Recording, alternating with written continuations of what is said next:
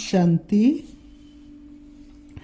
28 मार्च 2025 प्रातः मुरली। ओम शांति। बाप दादा मधुबन।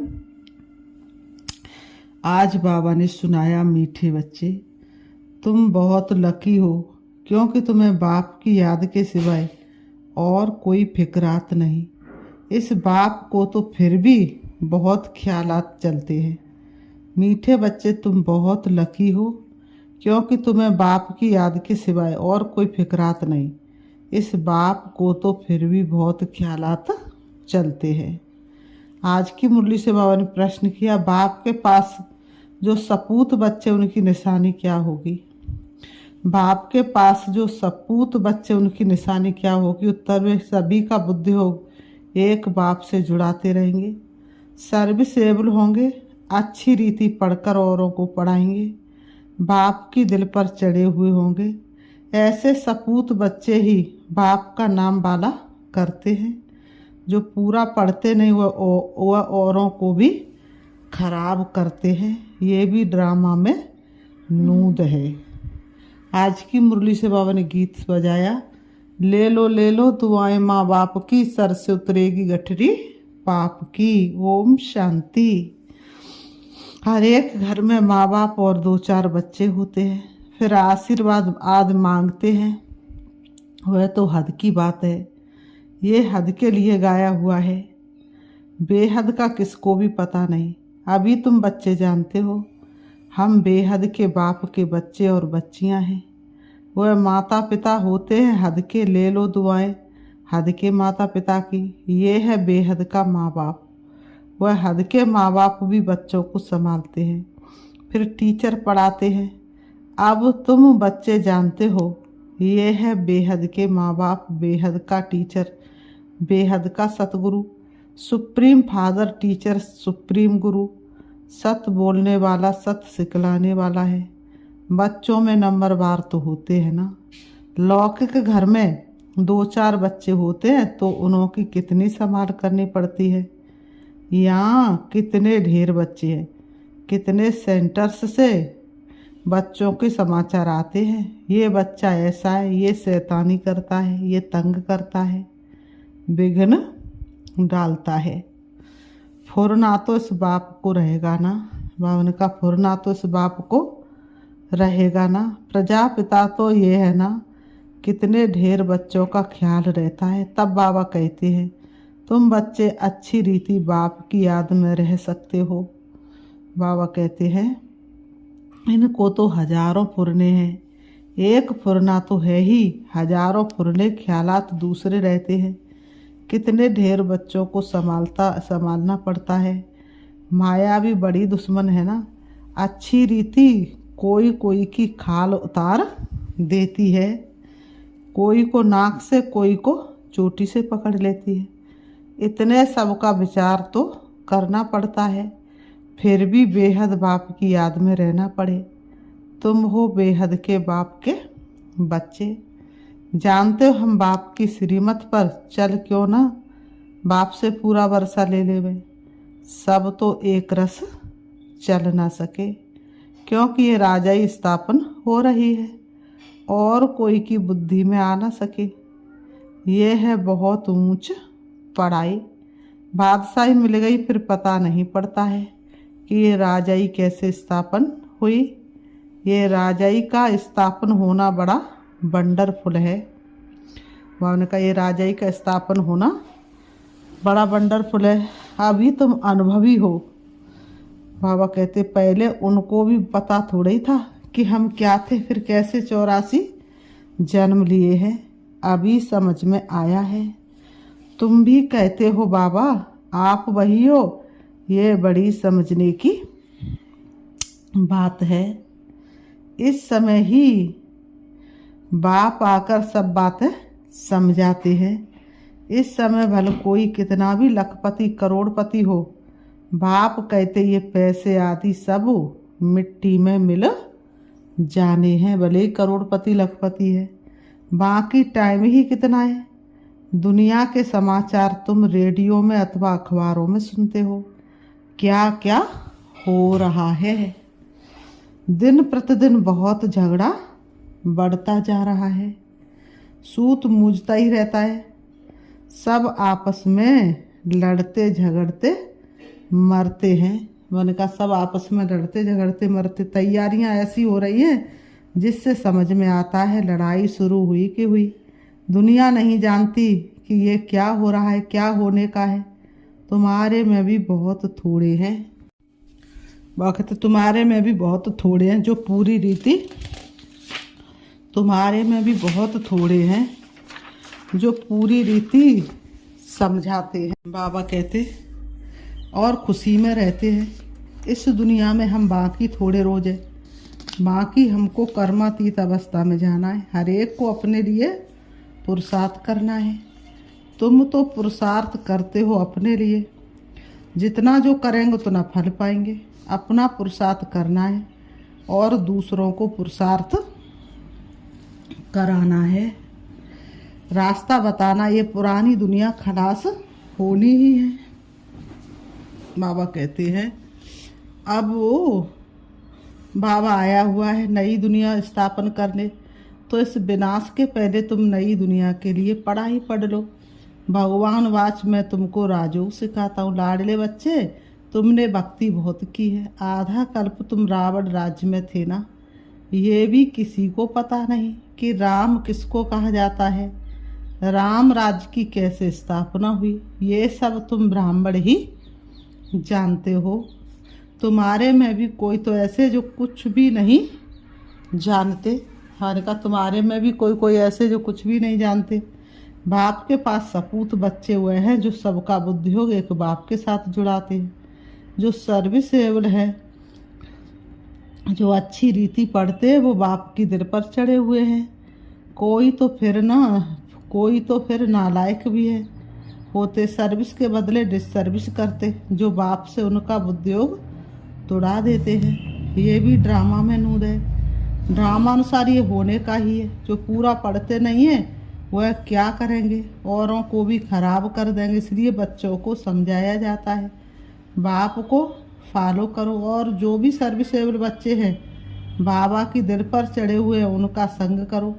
पूछ सकते हो किसका संग करे, बाबा झट बता देंगे। इनका संग बड़ा अच्छा है। बहुत है जो संग ही ऐसा करते जिनका रंग भी उल्टा चढ़ जाता है। गाया भी जाता संग तारे कुसंग बोरे। कुसंग लगा तो एकदम खत्म कर देंगे।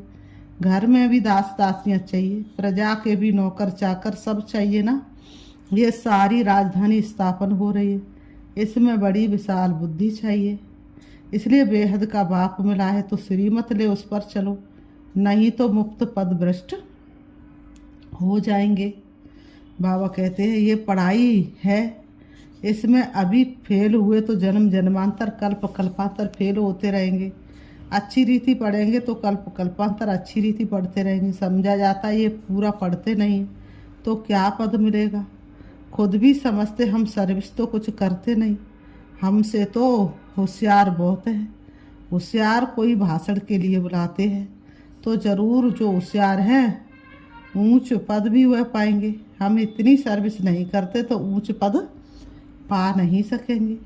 टीचर तो स्टूडेंट को भी समझ सकते हैं ना, रोज़ पढ़ाते हैं, रजिस्टर उनके पास रहता है। पढ़ाई का और चलन का भी रजिस्टर रहता है। यहाँ भी ऐसे है। इसमें फिर मुख्य है योग की बात। योग अच्छा है तो चलन भी अच्छी रहेगी। पढ़ाई में भी फिर कहाँ अहंकार आ जाता है। इसमें सारी गुप्त मेहनत करनी है याद की। इसलिए ही बहुतों की रिपोर्ट आती है कि बाबा हम योग में नहीं रह सकते। बाबा ने समझाया योग अक्षर निकाल दो। बाप जिससे वर्षा मिलता है उनको तुम याद नहीं कर सकते हो, बंडर है। बाप कहते हैं आत्माएं, तुम मुझ बाप को याद नहीं करते हो।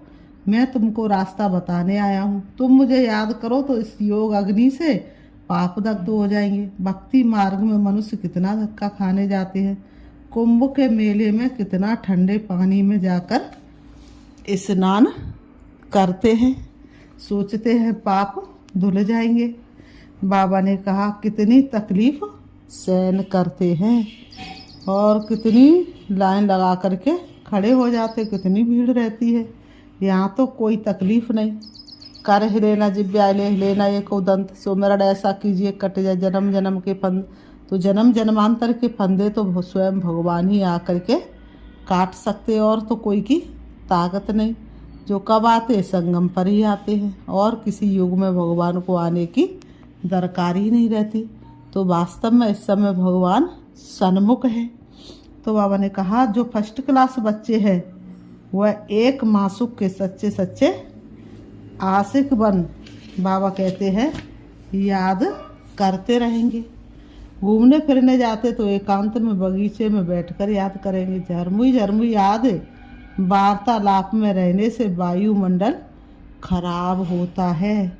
इसलिए जितना टाइम मिले बाप को याद करने की प्रैक्टिस करो। जो भी समय मिले बाप को याद करने की प्रैक्टिस करो। बाबा कहते हैं फर्स्ट क्लास सच्चे मासूक के आशिक बनो। बाप कहते देहधारी का फोटो नहीं रखो, सिर्फ एक सी बाबा का फोटो रखो जिसको याद करना है। अगर समझो सृष्टि चक्र को भी याद करते रहे तो त्रिमूर्ति और गोले का चित्र फर्स्ट क्लास है।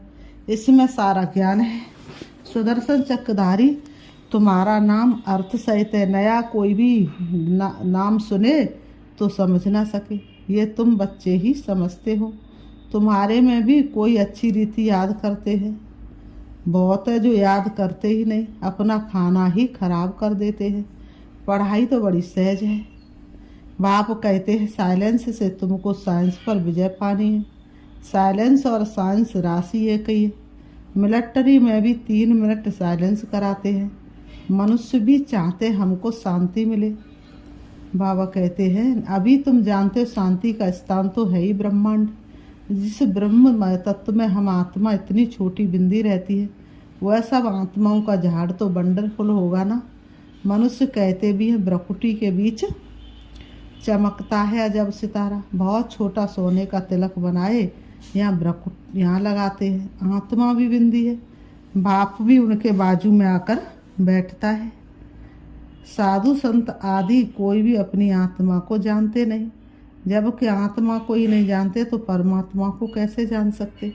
सिर्फ तुम ब्राह्मण ही आत्मा और परमात्मा को जानते हो, कोई भी धर्म वाला जान नहीं सकता। अभी तुम ही जानते हो कैसे इतनी छोटी सी आत्मा सारा पाठ बजाती है। सत्संग तो बहुत करते हैं, समझते कुछ भी नहीं। इसने भी बहुत गुरु किए। किसने? ब्रह्मा बाबा ने भी बहुत गुरु किए। बाबा कहते हैं बहुत गुरु किया। बाप कहते ये सब है भक्ति मार्ग के गुरु। ज्ञान मार्ग का गुरु है ही एक। डबल सिरताज राजाओं के आगे सिंगल ताज वाले राजाएं माथा झुकाते नमन करते हैं, क्योंकि वह पवित्र है। बाबा कहते हैं उन पवित्र राजाओं के ही मंदिर बने हुए हैं। पतित जाकर उन्हों के आगे माथा टेकते हैं, परंतु उनको कोई ये पता थोड़ा ही है कि ये कौन है, हम माथा क्यों टेकते हैं। सोमनाथ का मंदिर बनाया, अब पूजा तो करते, परंतु बिंदी की पूजा कैसे करें, बिंदी का मंदिर कैसे बनेगा। ये है बड़ी गुहा बात है। गीता आदि में थोड़े ही ये बातें हैं, जो खुद मालिक है वही समझाते हैं। तुम अभी जानते हो कैसे इतनी छोटी आत्मा में पाठ नूदा हुआ है। आत्मा भी अविनाशी है, पाठ भी अविनाशी है। बंडर है ना, ये सारा बना बनाया खेल है। कहते भी है बनी बनाई बन रही। ड्रामा में जो नूदा है वह तो जरूर होगा। बाबा करे ड्रामा में जो नूदा है वह तो जरूर होगा। चिंता की बात नहीं, चिंता की बात नहीं। तुम बच्चों को अब अपने आप से क्या करनी है, प्रतिज्ञा करनी है। तुम बच्चों को अपने आप से अब प्रतिज्ञा करनी है कि कुछ भी हो जाए क्या नहीं करेंगे। बाबा पूछ रहे हैं कुछ भी हो जाए क्या नहीं करेंगे, आंसू नहीं बहाएंगे।